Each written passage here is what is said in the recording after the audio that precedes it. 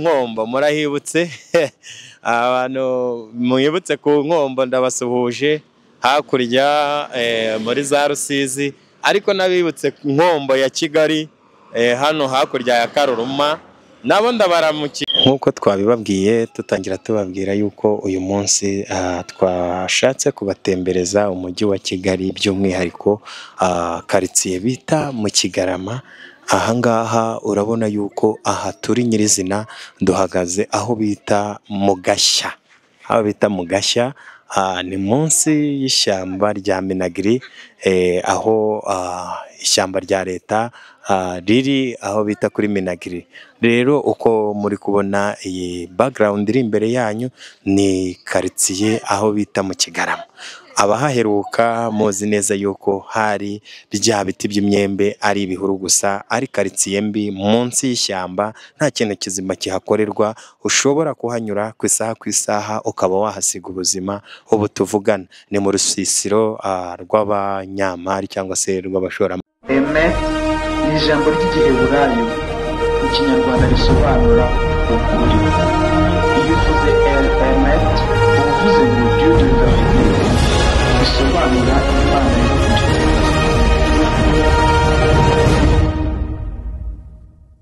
Suje mwebwe mwese mutukurikirana kuri TV yacu, murabizi neza yuko twabasezeranyije yuko tuzajya tugendana muri tembera Kigali, by'umwihariko ku bantu bataheruka mu mujyi wa Kigali, abandi bari hirya no hino mu bihugu bitandukanye. Turabasuhuje nk'uko mubizi nk'ibisanzwe. Kuri microphone muri kumwe na Emmy, kuri kamera muri kumwe n'umuhungu wanyu Boss 250. Turabakunda. Mbere na mbere mbanje kubasuhuza mwebwe muri hirya no hino mu gihugu cy'u Rwanda, bari mu ntara y'Amajyepfo, reka bariyo duheraho y'igihugu cy'u Rwanda, bari mu majyaruguru, abari iburasirazuba ndetse n'iburengerazuba n'intara yacu ya gatandatu y'abadiaspora, by'umwihariko umujyi wa Kigali. Ndagira ngo mbibutse ko ari wo turimo uyu munsi wa none. Twatembereye cyangwa se turi kubatembereza mu mujyi wa Kigali, katikati ahitwa mu murenge wa Gisozi. Abantu muhaheruka kera ni muri quartier bitaga mu Kigarama. Umanutse usa n'uturuka mu mujyi, umanuka ugagera ku Kinamba, kazamuka ku Rwibutso, kazenguruka umuhanda wa Bertwari. Iyo ugeze Bertwari nyirizina ku gataje, uhita umanuka kaburimbo nshyashya igezemo vuba werekeza aho bita za Karuruma. Turi muri icyo gice rero kiri hagati y'umusozi wa Kabuye. Hakurya hariya bari kubereka, muri kubona amazu asa naho ari kure, uriya n'umusozi wa Kabuye usa n'uwambutse hano mu gishanga cya Karuruma. Noneho twebwe turi hakuno yaho aho bita mu Kigarama, mu isantere. Urenze mu isantere ho gatoya nka metero nka magana atatu, urenze mu isantere ya Kigarama niho turi. Kera aho mwakundaga kwita quartier, mwakundaga kwita ku Nkombo, hari abari barahitiriye ku Nkombo, abandi bagenda bahitirira amazina agiye atandukanye bitewe nuko n'imiterere ihari. Kuko iyo wabaga uhari utereje amaso hakurya hari Kabuye, ari nka nimugoroba, wabaga umeze nkaho uri kureba mu bice byo muri Kongo, nk'abantu bazi Rusizi, kuko nk'abareba muri Kongo bahagaze ku kirwa cya Nkombo mureba za Bukavu, niko iyo uhagaze hano aho bita mu Kigarama ureba hakurya ikabuye, ni nkayo miterere ibihari. Ni nayo mpamvu bahitaga ngo ni ku Nkombo. Murahibutse abantu mwibutse ku Nkombo ndabasuhuje hakurya muri za Rusizi, ariko nabibutse Nkombo ya Kigali hano hakurya ya Karuruma nabo ndabaramukiye. Muhaheruka kera hari imiturire idahwitse, ariko uyu munsi wa none murimo murareba amazu ahari, murareba imiterere ihari. Uyu muhanda benshi muheruka ari itaka nta kaburimbo irimo, ariko ubu tuvugana urabona ko imodoka ziracamo zinyerera rwose, zinyereza, mbese ni uburyoshye. Ndagusuhuje rero nawe uhibutse neza mu Kigarama, wibutse bya bihuru byahabaga, baba tipe twajyaga tujyamo gusangiriramo imyembe. Ese Emi, niba atari ibanga, hano ndi kureba hasa nk'ahaparitse imodoka. Yego. Si hamwe twabanze dukunda gukina umupira kera tukiri batoya. Ndagira ngo mbibutse aha hantu muhibuke abantu twakinanye agapira, by'umwihariko hari abantu twakinnye muri ya marushanwa bitaga Umurenge Kagame Cup. Ariko uzikare murayoboka. Aha ngaha hari ikibuga cyiza, usibye ko habaga ikintu cy'umukingo, kuko ikibuga cyari kiri munsi ukuntu nyine kiringaniye n'iki gishanga mureba hano. Muri kubona igishanga, iki gishanga ni kimwe bahita kwa Karekezi bundi nyirizina. Ubushize twari muri parite y'aho bita Igiheka, ariko uyu munsi turi mu Kigarama nyirizina. Aha rero niho bitaga kwa Karekezi. Noneho iki kibuga mbibutse yuko aha muri kubona hari itaka ridasa n'umucanga, niho ikibuga cyari kiri nyirizina, kugenda ukagera kwa biriya bimodoka. Usibye yuko baje bahamena itaka, yego bazanye itaka barahamena nyine, barahataba baringaniza n'iyi nivo y'umuhanda. Ariko by the way twahakiniye agapira. Murabyibuka neza ahangaha abantu twajyaga tuza kuhakinira agapira. Mba nsuje abo bitaga ba Mutabazi, ba Niyosenga, ba Fab, twakinanye agapira hano n'abandi. Hari abari Burayi, hari abari muri Amerika, ari mu bindi bihugu byose bigiye bitandukanye, n'abarimo imbere hano mu gihugu. Muribuka yuko ahangaha ku kibuga, kameramani yongera yanyerekere hano ku kibuga, hano haparitse ibikamyo. Muribuka yuko ari hamwe twitaga ku kibuga hakurya aho ngaho, aho hirya y'ikibuga niho bitaga kwa Nadete. Jimmy ntabwo uhibuka amazina yabo? Barakuyibuka neza. Ahitaga ku ifamu kwa Nadete. Ariko ndibuka ko hano ngaho ariho twakiniraga umupira. Aha, iyo twazaga umupira utaratangira twabaga turi mwabira biti by'imyembe, turimo twihanorera imyembe byinshi cyane. Usibye yuko nyine murabona yuko bigenda bishira, ariko murabona yuko nk'aha haruguru y'ikibuga cy'umupira murabona ibisigisigi by'imyembe muri icyo gipangu. Ibi biti ni ibya kera. Ahangaha habaga ibihuru by'icyatsi bakitaga ngo ikihari. Imyembe n'ubu irimo kandi biragaragara ko aha rero niho mu Kigarama nyirizina. Abantu benshi batiyumvishaga ko hazagira ishusho. Ubundi mu mateka yacu cyangwa se ya Gisozi, hano hantu habaga ishyamba pe.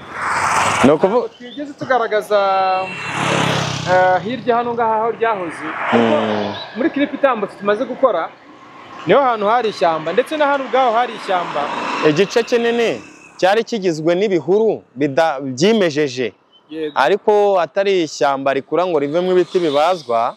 Ibintu byari birimo bisa n'ibigaragara byabaga ari ibiti by'imyembe.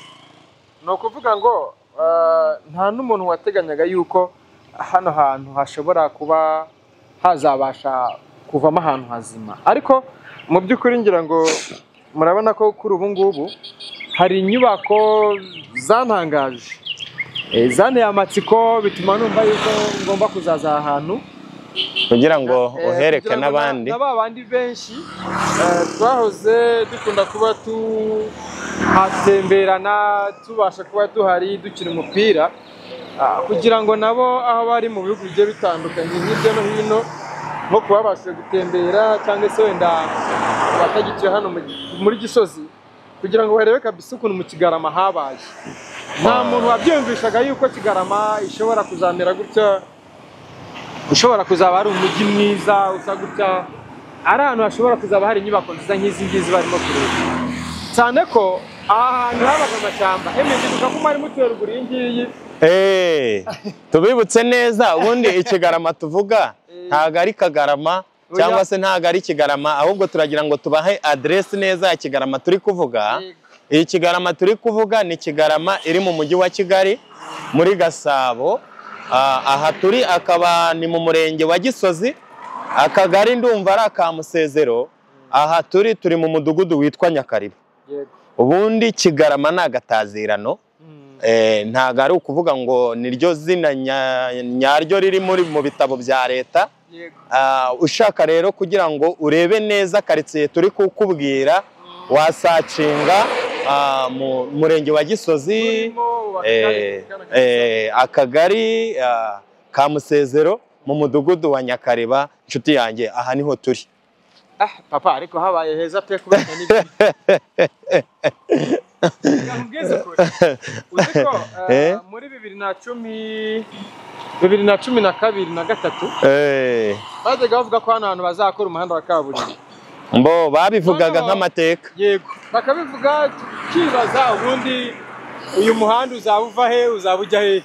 Bo nubwo ariko babivugaga, wibuke yuko muri 2007, 2006 gutyo, ubundi nibwo ishusho y'uyu muhanda yatangiye kugaragara. Yego.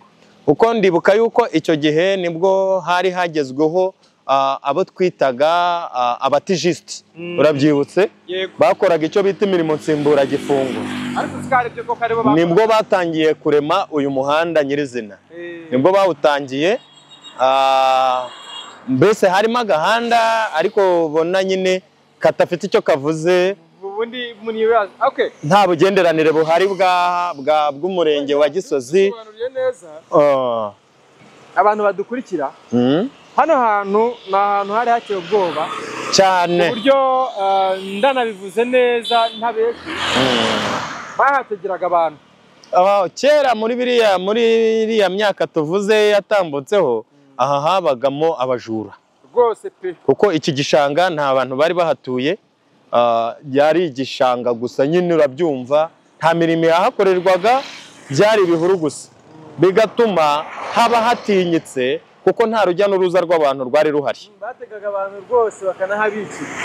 Yewe niyo wageraga ku Kinamba ukabwira umuntu ngo ngiye ku Gisozi, akakubaza ngo ugiye he, wakumva uri burengebere twari, ntago yagutwaraga. Umumotari yahitaga bivamo akakubwira ati sinahazi. Ariko ibi ni byo nkunda kubwira abantu, ugasanga sometime abantu barashidikanya ku byo nyakubahwa Perezida wa Repubulika akora cyangwa yakoze, iby'u Rwanda rumaze kugeraho. Ukabona abantu barabishidikanyaho, ntibabyumva neza.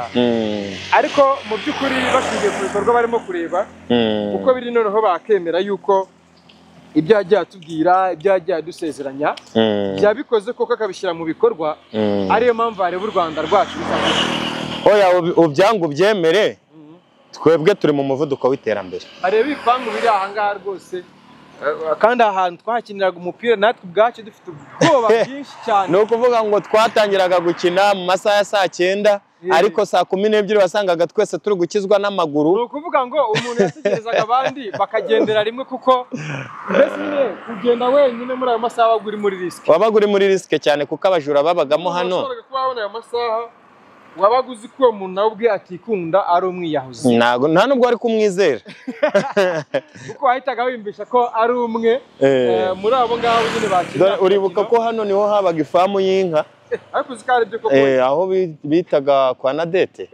Aha niho habaga ifamu y'inka, ariko urabona yuko harakeye rwose. Harakeye, harasa neza.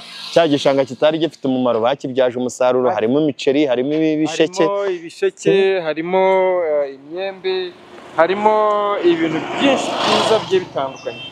Murabona yuko u Rwanda rwacu mu by'ukuri rwakoze iyo bwabaga bidukorera ibintu byiza tutatekerezaga.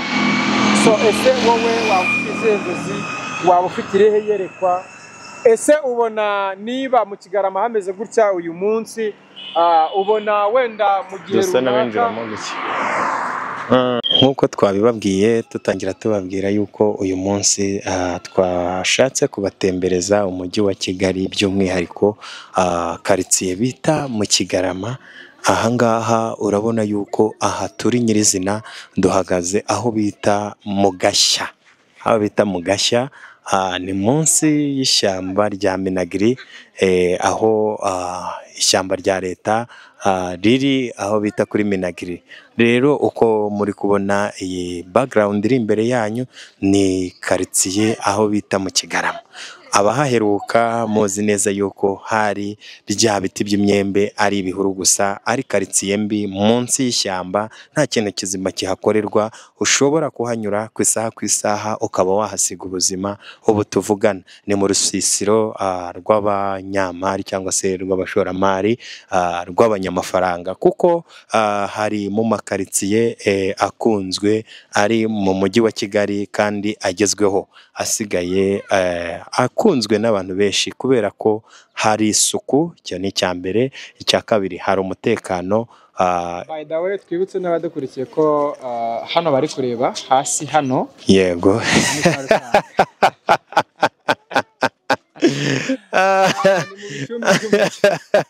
birashoboka ko abantu benshi bibaza ngo ese usanga mu gihe dukeneye, ntabwo turimo kumwamamariza, ariko nawe turi haruguru yo mu rugo rwe, ariko ngira ngo muri kureba yuko atuye muri quartier nziza cyane kabisa, nziza. Abari bamuzi mu gihe cyashize yari atuye hakurya iriya za hamwe hari urusengero rwa EPR bahita mucyarya, hakurya iriya mu nce za Kibagabaga, areba no muhanda ujye Kimironko, hari urusengero rwa EPR babandi bambara udutambaro ubundi bagasenga bafukamye nk'abayisilamu, muri ziriya nce yaratuye, ariko Kibagabaga. Ariko kuri ubu ngubu murabona ko atuye ku Gisozi, aho benshi bakunze kwita ngo ni mu Kigarama ku Gataje, ariko by the way gereka hako bita ngo ni mu Gashya. Mu Gashya. Murabona ko ni quartier imeze neza cyane mu by'ukuri, ni ahantu heza ushobora kwifuza kuba watura nawe ubwawe. Murabona ko nyakubahwa Perezida Paul Kagame yakoze ibintu byinshi kandi byiza, ubwo wenda hari nk'abaturage bagiye bimurwa muri tuno duce, ndetse bamwe na bamwe bakaba bavuga amagambo menshi, abandi barira amarira menshi, ariko ntekereza yuko nabo baramutse babonye aho bari batuye cyangwa se wenda agace barira gukameze kuri ubu ngubu, mpamya nashidikanya ko batare gukora ibikorwa bihari kuri aka kanya na n'isaha. Wenda nkunganiye gatoya, nta n'uwo bigeze babuza gutura afite imbaraga zo kuhatura, afite n'ubushobozi bwo kuhubaka. Leta yacu ikeneye cyangwa yifuza, kubera ko urabona amazu ahari yose, urabona ko ni amazu y'abantu bafite imbaraga. Usibye imbaraga gusa se, izi mbaraga wagize ngo ni iz'umubiri, niba ari iz'umwuka, niba ari iz'imbaze, ni iz'ikofi. Ariko mu bigaragara murabona ko rwose ni quartier imeze neza ndetse kandi cyane. So reka dukomeze imbere rero kugira ngo tugende kurushaho tubereka n'ibindi byinshi kandi byiza, kuko uyu munsi twiyemeje kubatembereza muri Gisozi, kandi murabona ko mu by'ukuri Gisozi imaze kugera ku rwego rwiza rushimishije. By'umwihariko tubibutse ko ahangaha ni mu kagari ka Musezero, mu murenge wa Gisozi, ndumva ari mu mudugudu wa Nyakariba, ibyo ngibyo byose ntabwo wibeshye, mu gakaritsiye bita mu Gashya. Ni mu Gashya, ariko utegereje neza inyubako zihari, ukibuka ejo bundi nk'uko twahoze dusobanura abantu epfiriya hamwe twahoze mu bihuru epfiriya kwa Banadete, dukinira umupira kwa Nadete, hari ibiti by'imyembe, ari amashyamba kabisa, bashoboraga kuba baniciramo abantu, ariko mu by'ukuri urabona ko nyine bahakoze agashya, kubera ko harimo abajura. So izina bahise ntago babeshye rwose, ni mu Gashya. Ni mu Gashya. Ushingiye uko quartier isigaye imeze, inyubako ziyirimo, iterambere ryamaze kwigeramo ndetse n'irigikomeje kuza, ni mu Gashya pe. Urabona n'abafite mu nshingano zabo gukorera abakurambere, urabona nabo barahayobotse. Ntabwo ari gukorera abakurambere, ni ukugira ngo barusheho gusigasira umuco wacu. Aranabyemera, ariko arabyemera yuko ari umwe mu bahagarariye abakurambere. Okay, nashaka ababyemera ntabwo ngende buze kubigeraho, ariko icyo nababwira cyo kimwe ni uko hano ngaha hariho ku gicumbi cy'umuco, kandi ngo umuco wacu nk'abanyarwanda ntukagire gute, ntukazime. ejo bundi rero hari hahiye hagize gutya niba hari ibyo byahakorwa abakurambere bari barakaye ariko murabona ko noneho bongeye kubaka hameze neza rwose twavuga ko nta bibazo byinshi muri make urebye birimo oya imirimo irakomeje reka dukomeze rero kugira ngo turugende turushaho kubagezaho andi makuru menshi kandi agiye atandukanye neza ntucikwe kandi ntiwibagirwe gukora subscribe share na comment kandi ntuzabure kuturangira ahandi wumva wifuza yuko twakwereka mbibutse yuko turi kumwe na Emet TV kuri kamera ni Jimmy 250 umungu wanyu kuri microphone ni Mr. Emi turabashimiye cyane mugira umunsi mwiza ndetse n'ibihe byiza mwese aho muri mu mpande enye zigiye zitandukanye z'isi ciao ciao